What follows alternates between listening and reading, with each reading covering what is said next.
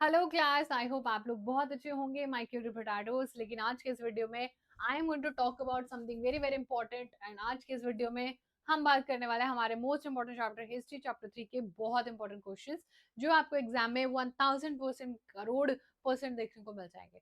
तो वीडियो को तो आपको एंड तक देखना ही पड़ेगा because long format, short format, every type of question is there. Video थोड़ी सी बड़ी भी हो सकती है बट आप लोगों को इतना करने के बाद और कुछ चीजों की जरूरत नहीं पड़ेगी। Apart from that, Bicha, this offer has already been extended till 19th of August. So if you are watching this particular session on 18th और the 19th, तो आप लोगों के लिए एक बहुत ही बड़ी ऑफर है जो एक्सटेंड कर दिया है ऑल द वेदांतो प्रो कोर्सेज, जिसमें आपको 79% डिस्काउंट फॉर दिस 79 इंडिपेंडेंस मिल रहा है। तो जल्दी से जाके ऑफर को चेकआउट करो for all the classes it's there. एक बार चेकआउट करो, demo classes and everything, PDF, live classes, everything is there. आओ जल्दी से शुरू करते हैं। उससे भी इम्पोर्टेंट बात है कि अगर आपको भी लग रहा है कि काश मुझे कोई आईफोन मिल जाए, काश मुझे आईपैड मिल जाए तो मेरी पढ़ाई आसान हो जाएगी, मुझे चीजें ज्यादा समझ में आने लगेंगी, मैं चीजों को ऑर्गेनाइज तरीके से करने लगूंगा, क्या काश मेरे को कोई आईफोन दे दे, काश ये हो जाए वो हो जाए। आप अपने सपने खुद पूरे कर सकते हो अगर आप टैलेंटेड हो। And if you think you are talented, if you think that you can win an iPad और एन आईफोन और maybe international trip, and that you have to spend no money. For that you have to spend zero money. और अगर if you think you have the capability, तो जल्दी से जाके एक form का लिंक गिवन है डिस्क्रिप्शन बॉक्स में, उसको जाके फिल करो, अपने डिटेल्स मेंशन करो and wait for the magic to happen. Okay, चलो आज बात करते हैं बच्चा हम लोग, यही हमारा एमवी सेट, यही वो फॉर्म है जो आपको भरना है and that is mega Vedantu scholarship admission test. And 100,000% scholarship सभी कोर्सेज पर आपको मिलेंगी, ऑल इंडिया रैंक के बच्चों के साथ मिलने का मौका मिलेगा और बहुत सारे गिफ्ट्स तो आपके हो ही सकते हैं। ओके, चलो करते हैं बच्चा सेशन को स्टार्ट। एंड आज के सेशन में once again we are here, this is almost part 3 of important question series. And after watching all those important जितने भी हम लोगों ने यहाँ पर सीरीज करे हैं, चाहे पार्ट 1 हो, चाहे पार्ट 2 हो, चाहे पार्ट 3 हो, इसके अलावा कुछ नहीं आएगा। इतना कर लेना आप और आपको आधी प्रॉब्लम का सोल्यूशन तो यहीं पर मिल जाएगा। ठीक है, क्या बोलते हो आप लोग, शुरू करें क्लास को, जल्दी से बता दो। Shall we get started with the class everyone? चलो, फर्स्ट क्वेश्चन आपकी स्क्रीन पर आ रहा है। Name the original name of Nazi party. Nazi party का ओरिजिनल नेम क्या है? What is the original name of Nazi party? Yes everyone, quickly. Original name किसकी party थी ये? अरे हिटलर की तो पार्टी थी जो उसने करा था, उसका ओरिजिनल नाम था, the original name of Nazi party was actually nationalist socialist German workers party, जिसको लेटर रीनेम किया था आप लोगों के हिटलर ने एज नाजी पार्टी। क्या हमने ये नहीं पढ़ा है? Yes, we have done this. And हमने इसको पढ़ा था NSG WP, NSG WP. Remember this particular term जो हमने यहाँ पर ये ऑलरेडी पढ़ी थी, that was NSG WP. Okay बच्चा, यहाँ पर हमने पढ़ा था। नेक्स्ट क्वेश्चन आ रहा है आपके ही स्क्रीन पर, जल्दी से बात करते हैं। What was the work that was entrusted to the International War Tribunal set up in Nuremberg after the war?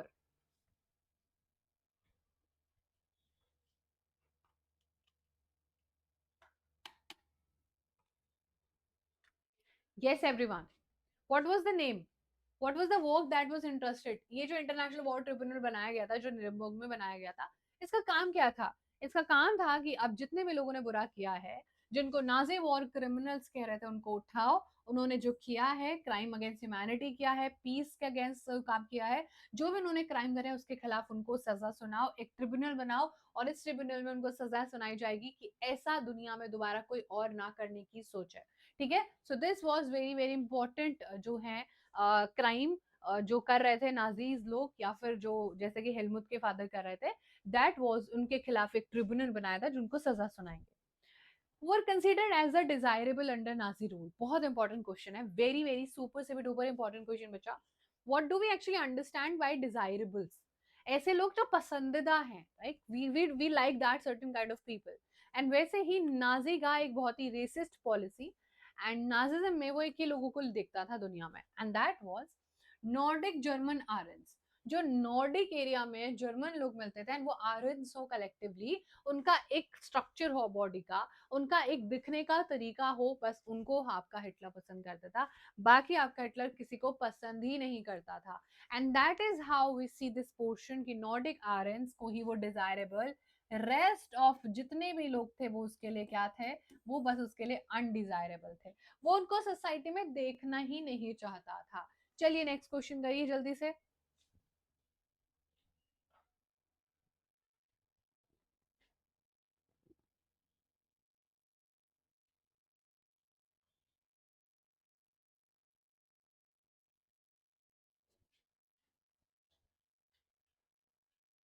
कौन थे बच्चा नवंबर क्रिमिनल्स? मॉकिंगली किनको नवंबर क्रिमिनल्स बोला जाता था? मॉकिंगली हमारे यहाँ पर नवंबर क्रिमिनल्स का हमारे मतलब जर्मनी में आ पड़ता है।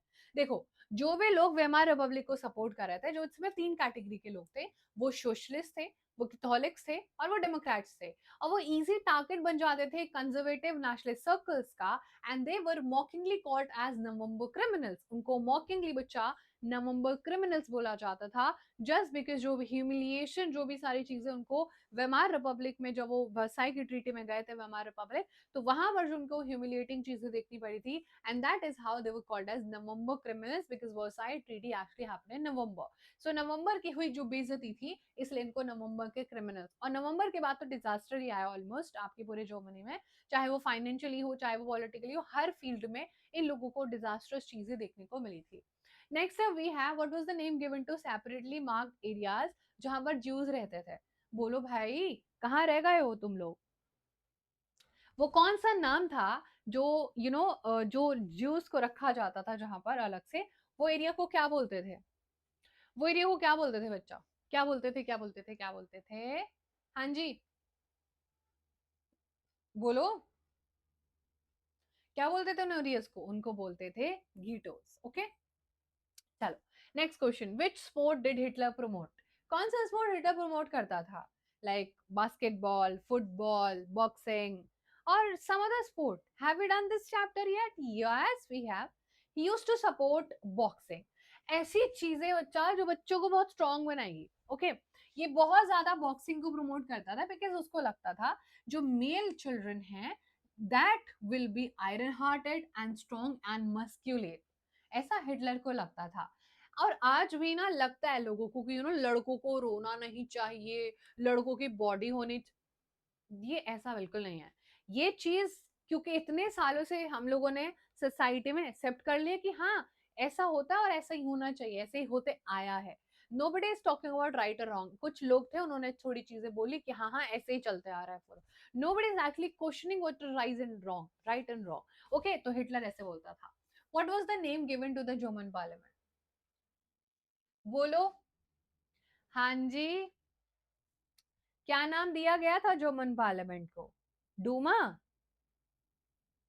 अरे डूमा नहीं रे, कैसी बात कर रहे हो? जल्दी से बोलो। What was the name that was given to the German parliament? आराम से कर लोगे। दैट वाज रिश्ता। Very very important question. यही रिश्ता जिसमें वेमार रिपब्लिक बैठती थी, यही रिश्ता जहां पर सारे मेजर डिसीजन होते थे, यही रिश्ता जो पॉलिटिकली फ्रेगमेंट होके खत्म हो जाएगा और सारे पावर हिटलर अपने हाथ में इवेंचुअली ले आएगा। Which treaty was signed by Germany after its defeat in the First World War? Very easy question, बच्चा। कौन सी treaty after the world war जो जर्मनी ने साइन करा था, एंड वो ह्यूमिलिएटिंग, ये पेन का चल कहां से रहा है हर पेज पे? बदतमीज, जल्दी से बताओ फटाफट से। It was also called as humiliating series कह रहे हैं। ह्यूमिलिएटिंग जो है ये ट्रीटी थी बच्चा, बहुत ह्यूमिलिएशन किया, काफी ज्यादा डिग्निटी को हर्ट किया लोगों का, and that was none other than treaty of Versailles. Treaty of Versailles was actually signed by Germany on 28th June 1919 after its defeats in the First World War। Germany के साथ कौन कौन थे याद कर लेते हैं एक बार। Germany, Turkey and Italy, sorry, Germany, Italy and Japan. Turkey was, ठीक है, जर्मनी, जापान एंड इटली भाई साहब। अरे Italy, Italy Italy Italy, these were three people जो हार, मतलब नॉट पीपल, कंट्रीज जो हार गए थे। एंड दैट वाज बच्चा, ये डेट भी जरूर जरूर याद रखना, तो यहाँ पर आप कैसे याद रख सकते हो, और इसमें हमें वर्साई नजर आ रहा है, एंड वर्साई को हम 28 जून डेफिनेटली हम याद रखेंगे इसको पूरा का पूरा, कुछ ना कुछ शॉर्ट ट्रिक निकाल लेंगे, एंड आप मुझे बताना अगर आपको शॉर्ट ट्रिक निकाल पा रहे हो, ठीक है। चलो, next up we have, when did Germany attack the Soviet Union which is like Russia. Russia को क्यों अटैक किया था, कब किया था? क्योंकि मैम हिटलर की पॉलिसी थी ना कि वो उसको हर डायरेक्शन से एक्सपैंड करना था, इधर से भी बढ़ा लूं अपना जर्मनी, इधर से भी बढ़ा लूं, सब कुछ लूट पाट लूं। Soviet union is basically Russia. Russia ने भी हराया था, रशिया, ब्रिटेन, फ्रांस, एंड फिर यूएसए ने ज्वाइन कर लिया था 1917 में, फिर तो उसके किस्मत ही खराब हो गई और जर्मनी हार गया, फर्स्ट में भी सेकंड में भी। बाप रे, इतना बुरा भी किसी के साथ ना हो। सोवियत यूनियन पर इसने अटैक किया था 1941 में। German attacked Soviet Union in June 1941 as Hitler wanted to ensure food supplies and living space for Germans. है ना, वो अपने लिविंग स्पेस को कॉन्टिन्यूसली एक्सपैंड करना चाहता था, एंड वो चाहता था कि मेरे पास जितना ज्यादा जमीन होगा उतना खुशी खुशी नॉर्डिक हारेंस रहेंगे, बढ़िया से सब रहेंगे, कोई किसी को परेशान नहीं करेगा, बड़ा मजा आएगा। एंड वी वर लाइक हाँ हाँ सही कह रहे हो। Who was the propaganda minister of Hitler, जो प्रोपोगंडा फैलाता था, अरे हिटलर बहुत अच्छा है यार, हिटलर हिटलर तो मसीहा है, हिटलर हिटलर तो बचपन से ही बहुत अच्छा इंसान है। कौन था प्रोपोगंडा मिनिस्टर? मिनिस्टर गो गो गो गो गो गो, अरे बोलो, who was the propaganda minister of Hitler? Joseph Goebbels were actually was a German politician and a rich minister of propaganda in Nazi Germany from 1932 to 1945. एक ऐसा बच्चा गुबेल्स था, उसका मिनिस्टर एकदम गुवर डिसीजन लेता था जो, ठीक है, और ये जर्मन पॉलिटिशियन था, ये रिश्ताग का भी मिनिस्टर था, यानी कि ऑब्वियसली उसके पार्लियामेंट का, और उसने नाजी जर्मनी में काफी ज्यादा प्रोपोगंडा फ्रॉम द ईयर 1933 जब से हिटलर ने अपनी डिक्टेटरशिप लेके आया था टिल 1945 जब तक वर्ल्ड वॉर चला, तब से लेके तभी तक उसने प्रोपोगंडा बहुत सालों तक फैलाया, ठीक है। क्या ये समझने में कोई दिक्कत परेशानी आप सभी को हो रही है? आई होप नहीं हो रही होगी। Next up we have, which move of Hitler is said to be a historical blunder. वो कौन सी ऐसी गलती थी हिटलर की जो उसने करी जिसमें उसको बहुत दर्दनाक और अपनी किस्मत खराब कर ली? क्या था वो था बच्चा सोवियत यूनियन पर अटैक, जो 1941 में जो उसने रशिया पर अटैक किया था। ऐसा कहा जाता है कि वो एक हिस्टोरिकल ब्लंडर था। Hitler expose the German western front to British aerial bombing and the eastern front to the powerful Soviet armies. मैंने आपको बोला इधर से भी एक्सपैंड करना चाहता था, इधर से भी एक्सपैंड करना चाहता है, इधर से भी दुश्मन अटैक कर रहा है, इधर से भी दुश्मन अटैक कर रहा है, क्या मैं बच पाऊंगी? नहीं, ऑब्वियसली नो, राइट। तो यहाँ पर बच्चा क्या है, आप लोगों को Hitler attack the Soviet union in June 1941 in this historical blunder. Hitler expose जो है अपना वेस्टर्न साइड तो ब्रिटिशर्स अटैक कर रहे थे, तो डब्ल्यू भी याद रखना, ओके, या फिर बीएमडब्ल्यू भी याद रख सकते हो, जैसे मर्जी। यहाँ पर अब डब्ल्यू भी याद रखना because this will come in your exam. और हमारे दूसरे साइड से बच्चा ईस्टर्न फ्रंट से रशिया, तो ई आर जो है और डब्ल्यू बी याद रखना। आपको ये याद, एक ही चीज याद रख लोगे तो दूसरा ऑटोमेटिकली याद हो जाएगा, है ना। डब्ल्यू बी मतलब बी एम डब्ल्यू याद रख लेना, दूसरा आपको इलेक्ट्रॉनिक जो है अपने आप आसान से याद हो जाएगा, ओके। चलो, नेक्स्ट अब we have next question, who was assigned as the responsibility of economic recovery by the Hitler। Hitler ने प्रॉमिस किया था अपने जब भी स्पीचेस में वो जाता था, जिसको लोगों ने उसको वोट भी दिया था कि मैं ये करूंगा मैं वो करूंगा, लेकिन उसने एक इंसान को रिस्पॉन्सिबिलिटी दिया था कि चलो भाई, मैं देखता हूँ पॉलिटिक्स, तुम सुधारो मेरे इकोनॉमिक्स। वाह वाह वाह, तुम संभालो मेरा पॉलिटिक्स, नहीं नहीं रुको रुको, let me repeat once again, मैं संभालता हूँ पॉलिटिक्स, तुम सुधारो मेरा इकोनॉमिक्स। वाह, ये किसने बोला था? जल्दी से बोलो, यस एवरीवन, फटाफट से बोलो कि ये रिस्पॉन्सिबिलिटी दिया था किसको?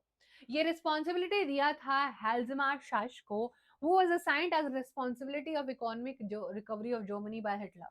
और ये वही वक्त है जो बोलेगा कि भाई हिटलर क्या कर रहा है, व्हाट इज दिस बिहेवियर, ऐसा भी मत करो, उसको ही फिर भगा भी देगा वो, ठीक है। तो ये याद रखना बच्चा, बहुत इंपॉर्टेंट याद है। हेजल्मो सैश जो है वो यहाँ पर बहुत हेल्प करता है। When was Hitler offered chancellorship of Germany and by whom? Chancellorship कब मिली थी एंड किसने दी थी? चांसलरशिप क्या होती है? प्रीवियस सेशन में 100 टाइम्स रिपीट कर चुके हैं, yes we have, right.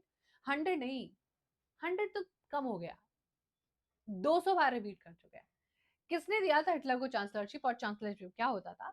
चांसलरशिप minister जो होते थे उसमें हाईएस्ट पोस्ट होती थी, एंड इट वाज लाइक आज हमारे इंडिया के प्राइम मिनिस्टर जैसे हैं। जैसे आज इंडिया के प्राइम मिनिस्टर, तो बच्चा ये हिटलर को जो चांसलरशिप दी थी, ये किसने दी थी? आपने दी थी, मैंने दी थी, मैंने मेरे को तो याद नहीं आ रहा है। चलो आओ बात करते हैं। देखो, on January 30th 1933, President Hindenburg offered the chancellorship, the highest position in the cabinet of minister, to Hitler. So date भी लिख दिया, बहुत बढ़िया। और यहाँ पर बच्चा किसने दिया था? That was president Hindenburg. ठीक है, किसको दिया था? हिटलर को दिया था। कर लोगे, बहुत आसान था। अपार्ट फ्रॉम दैट एक और डेट याद रखनी है, दैट इज 3/3 ये था कौन सा डे? इनेबलिंग एक्ट वाला डे। इनेबलिंग एक्ट ये इस दिन लेके आ गया था और अपनी डिक्टेटरशिप लेके चालू कर दिया था। वाह, बहुत बढ़िया। ठीक है, चलो next up we have another question. Which country actually became a laboratory for the experiment of the concept of Leibnizism? यही वो लिविंग स्पेस वाला जो मतलब बोलता था ना हिटलर कि मुझे अपना लिविंग स्पेस बड़ा करना है। सो एक्चुअली वो एक्सपेरिमेंट सबसे पहले किया गया पोलैंड को। पोलैंड को सबसे पहले एक्सपोज किया गया, उसको कंट्रोल किया गया। एंड हिटलर ने यहाँ पर अपनी थोड़ी विनिंग सिचुएशन भी दिखाया, अपना डोमिनेंस भी दिखाया। चलो, अच्छा एक बात बताओ, ये जो टर्म किलिंग होता था, what terms were actually used for killing by the Nazis?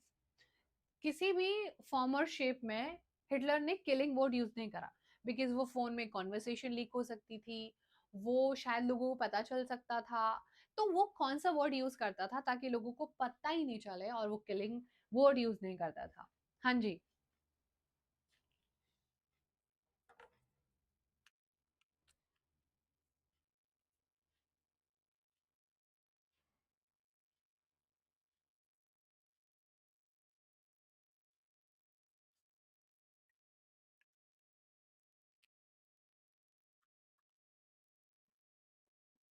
What terms were used for killing? That was, देख लो जल्दी से, कौन कौन से टर्म यूज करता था? बहुत सारे। यूथेनेशिया टर्म यूज करता था, जो कि मेंटली और फिजिकली अनफिट लोगों को। फाइनल सोल्यूशन, जूस को मारने के लिए। स्पेशल ट्रीटमेंट, मास किलिंग के लिए। एंड सिमिलर अदर ट्रीट जो है टर्म्स यूज करता था, ताकि लोगों को पता ही नहीं चला। अब तुम खुद ही सोचो ना, स्पेशल ट्रीटमेंट, हाँ हाँ, किसको देता है हम स्पेशल ट्रीटमेंट? जो लोग हमारे लाइफ में स्पेशल होता है ना? या फिर फाइनल सोल्यूशन, कि भाई फाइनल सोल्यूशन तो यही है, देखो कि जो भी आपकी प्रॉब्लम है उसको सॉल्व करो, वो जो भी है उसको एड्रेस करो और बढ़िया से रहो। बोलो, which event was termed as holocaust?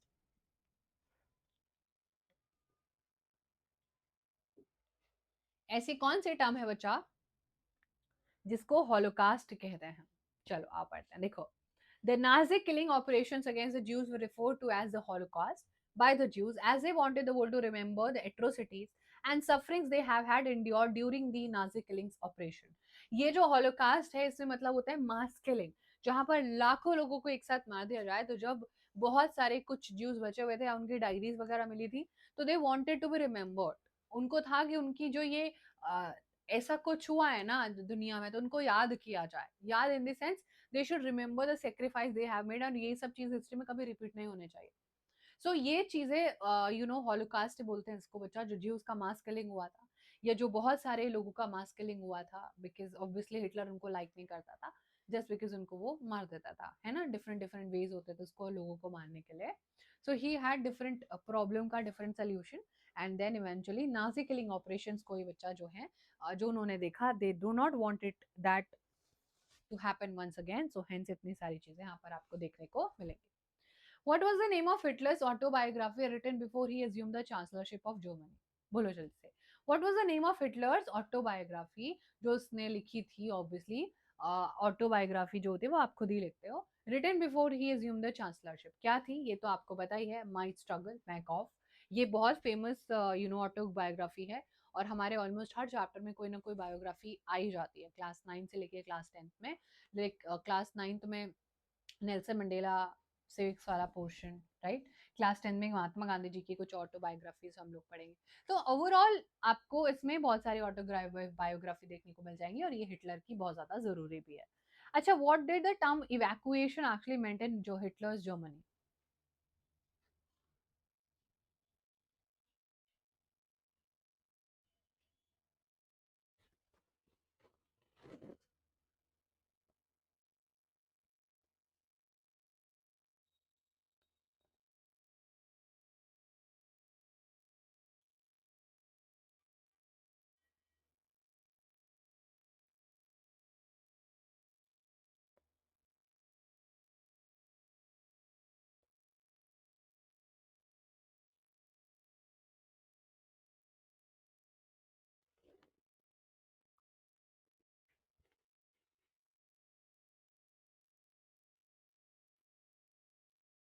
Yes बच्चा, what was the term evacuation actually meant? Evacuation का मतलब था कि डिपोर्ट करना लोगों को गैस चैम्बर तक।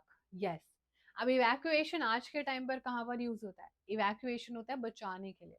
लाइक कहीं पर आग लग जाती है, अर्थक्वेक हो जाता है, तो इवैक्यूएशन टीम जाती है। इंडिया की बात हो रही है या पूरी दुनिया की जनरल टर्म्स में। ना इन्होंने वर्ड के साथ, भाई जब तुम इतना सही कुछ कर रहे थे तो सबसे छुपाते क्यों थे? जब तुम इतने अच्छे थे, इतना अच्छे मिनिस्टर थे, मसीहा थे, तो तुम छुपाते क्यों थे कि तुम क्या कर रहे हो? रियलिटी में दिखाओ लोगों को कि क्या कर रहे हो। छुपा के क्यों करने? गलत चीजें तो की जाती है छुपा के। सही इंसान सही चीजें तो इंसान कभी ही नहीं करता है बिना छुपाए, है ना? तो something that we have to remember बच्चा। यहाँ पर लोगों का मतलब था कि लोगों को गैस चैम्बर में लेके जाना और उनकी मास किलिंग करना। What was the slogan coined by Hitler when he followed his aggressive foreign policy? कौन से वर्ड जो है वो यूज करता था, सॉरी स्लोगन यूज करता था बच्चा, जब वो अपनी एग्रेसिव पॉलिसी बता रहा था? ये आपको डेफिनेटली याद रखना है। ये तो उसने पूरी दुनिया को, मतलब वो एक क्लैपिंग हो गया उसका, एक तरीके का स्वास्तिका हो गया उसका, रेड रेड बैनर वाला, और उसका एक ये slogan, one people one empire one leader. एक ही तरीके के लोग होने चाहिए, बहुत बढ़िया। और कौन से लोग होने चाहिए?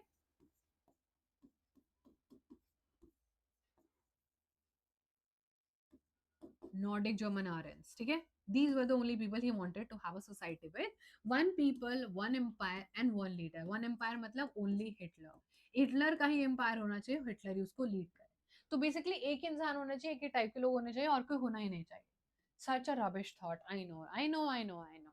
इंडिया जैसी कंट्री के लिए जहां पर डाइवर्सिटी इतनी ज्यादा। अच्छा चलो जल्दी से बोलो। The US army drop the atomic bomb in 1945 on which of these cities? The US army ने बच्चा कहाँ पर बॉम्ब ड्रॉप किया था 1945 में? आपको सबको पता है कि जापान ने बहुत ज्यादा एक्सपैंड करा था अपनी पावर, और एक टाइम तो ऐसा था कि जापान हर किसी को हराते जा रहा था। Yes you heard me right, Japan Japan ने चाइना को भी हरा दिया था एक टाइम पर।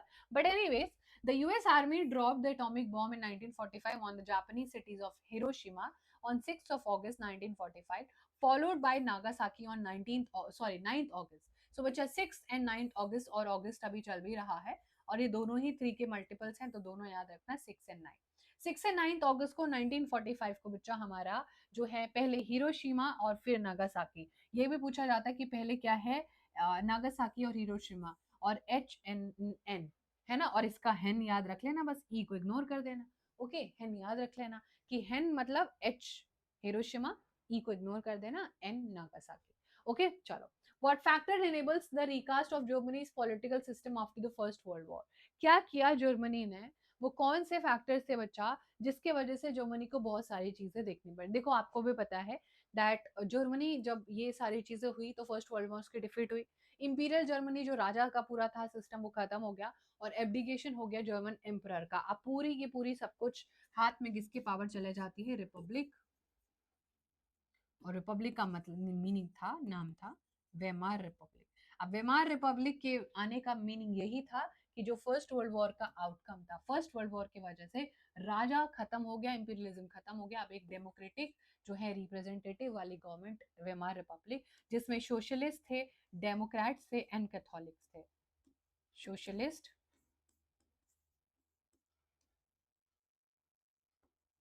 डेमोक्रेट्स एंड बच्चा Catholics. These were certainly few people जो हमारे इस पूरे, और इनको क्या बोला जाता है कलेक्टिवली? इसको वेमार रिपब्लिक को नवंबर क्रिमिनल्स, और नवंबर क्रिमिनल्स में ये अलग अलग लोग थे। According to who, according to Hitler, topped the racial hierarchy? Who formed the lowest rung of the hierarchy?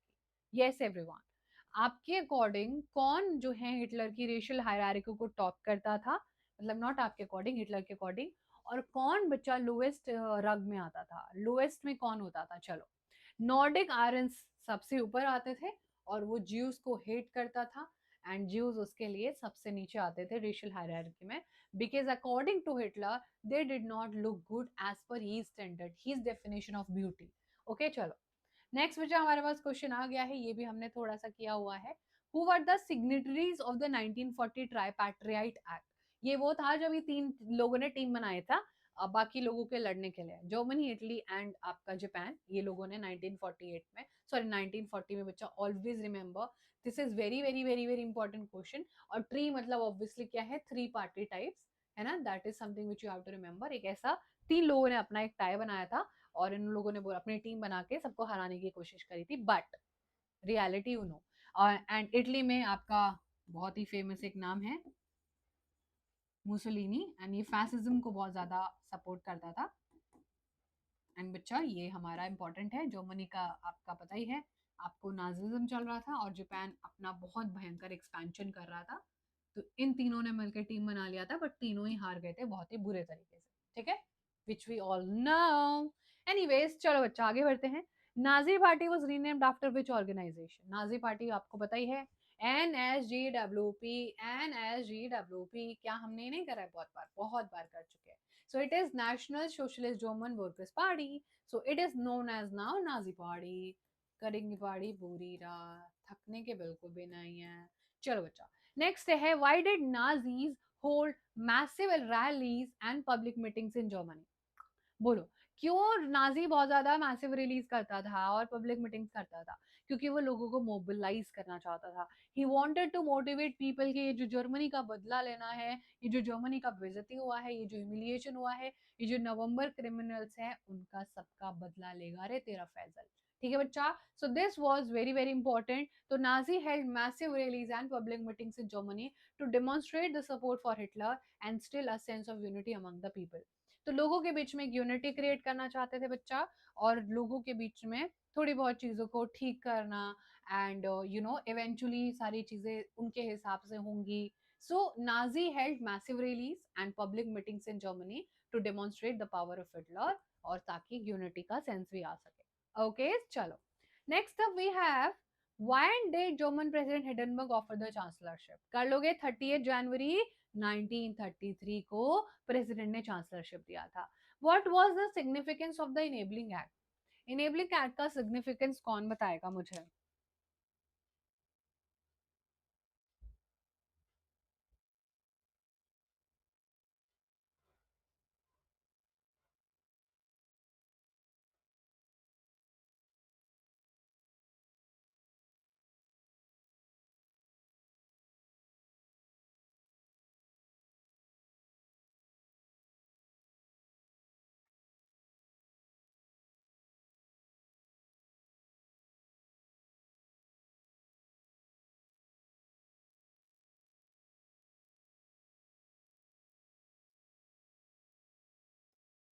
Yes everyone, significance क्या था कि ये अब जो है हिटलर ने पार्लियामेंट को साइडलाइन कर दिया, डेक्रे यानी कि गवर्नमेंट उसके हिसाब से चलेगी, और established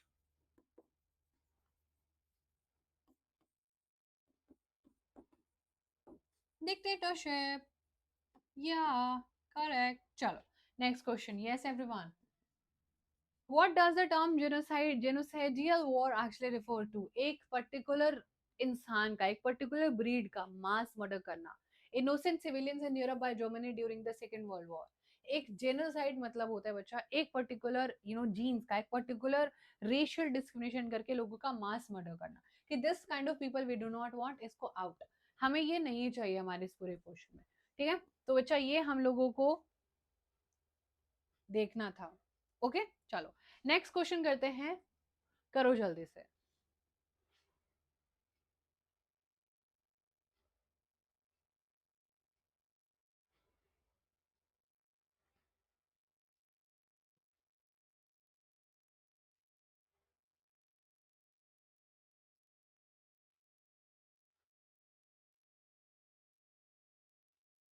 When did the US enter the Second World War?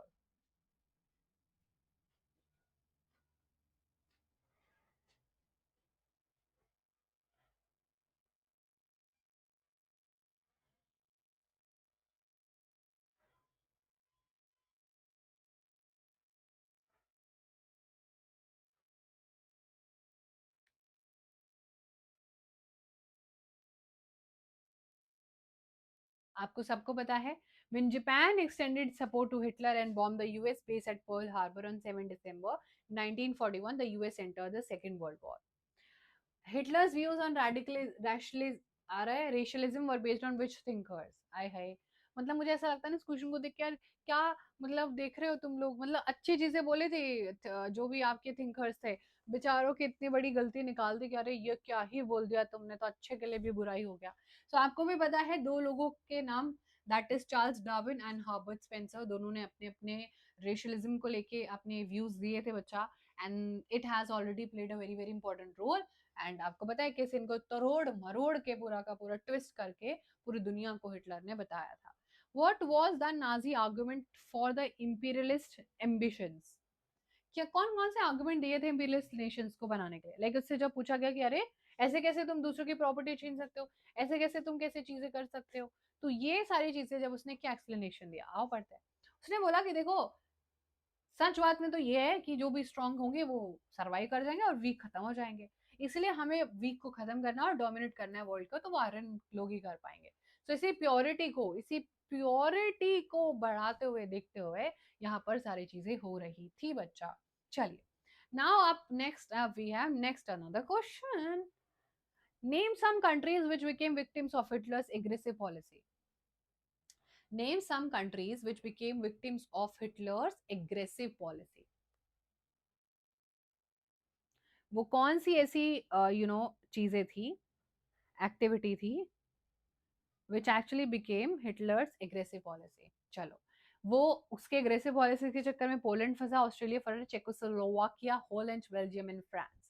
These were and some little piddly countries of North Africa as well, and obviously Russia. Russia पर बदला करा, ईस्टर्न पार्ट ऑफ साइड से Russia पर attack कर दिया, waste से Britain से British attack कर रहा है, बड़ी दोनों तरफ से मार पड़ रही है, बहुत बढ़िया। ये कंट्री सोचा आपको याद रखनी है जो विक्टिम बनी थी, and they also had to face a lot of racism, a lot of Hitler का dominance and things like that. Okay, चलो next up we have how are the deputies of Reichstag appointed.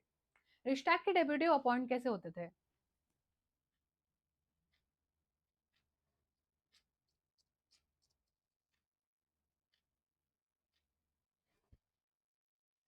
What and how were the deputies of the Reichstag appointed?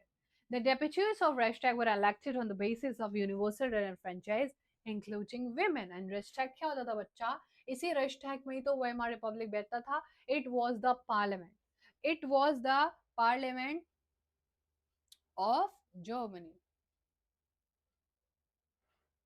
Okay, चलो. Next up we have, when was the Youth League of Nazis founded? बच्चों को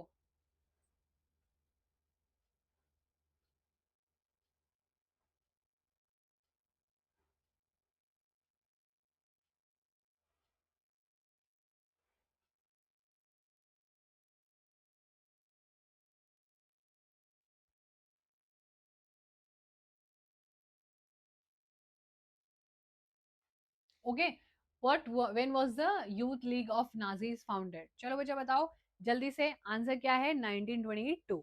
क्यों किया था ये, क्यों किया था, चलो बताओ जल्दी से।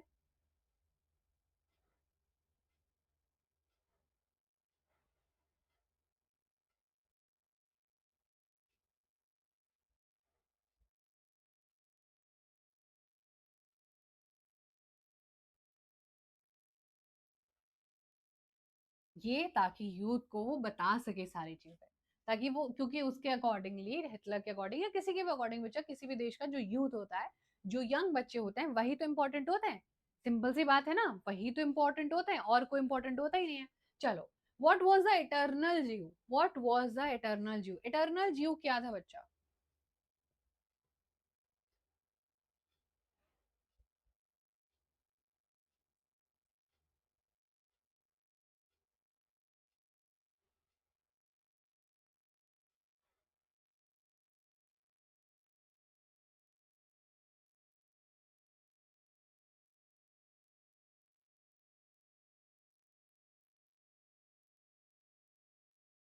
ओके, चलो, these were the most infamous film जो कि ज्यूस को हेट करने के लिए दिखाए जाते थे। यस, इस मूवीज में ज्यूस को बहुत ही बुरे तरीके से रिप्रेजेंट किया जाता था, and they have done so many wrong. वो स्मेल करते हैं, दे डोंट डू गुड, वो बहुत बुरे लोग होते हैं, वो लोगों से उधार पैसा देते हैं और फिर उससे बहुत दो गुना लेते हैं पैसा, ऐसा ऐसा करके बच्चों को दिखाया गया था। तो ये मूवीज जो है लोगों के बीच में हेट पैदा करने के लिए, ताकि आयरन हेट करने लग जाए। Who was regarded as the most important citizen according to Hitler? बच्चा सबसे इंपॉर्टेंट सिटीजन किसको मानता था हिटलर अपने according? Was regarded as the most important citizen. कौन थे मोस्ट इंपॉर्टेंट? मदर्स। मदर्स को वो बहुत ज्यादा इंपॉर्टेंट मानता था, लेकिन अब उसके लिए हर एक मदर का डेफिनेशन भी अलग था, ठीक है। ओके, उसके लिए हर एक मदर का बच्चा क्या है, डेफिनेशन अलग था। Good mothers, bad mothers, award भी देता था, कंसेंसेशन देता था, गोल्ड मेडल, सिल्वर मेडल देता था, है ना। अच्छा, ये जो हमारी बुक है, who is the author of the book the third reach of dreams, ये किसने लिखी है? ये चार्लोट बेरेट ने लिखी है। और इस बुक में उन्होंने बहुत सारी बातें डिस्कस की हैं, what ever is happening in Germany during that time. और ये बहुत बार इंपॉर्टेंटली, बहुत ज्यादा, कि सपने में भी बेसिकली ना उनको डर लगने लगा था कि हम लोग मान चुके थे कि वो बुरे हैं सच में, ठीक है। चलो, फॉर व्हाट वाज द ऑस्विच notorious during the Nazi period?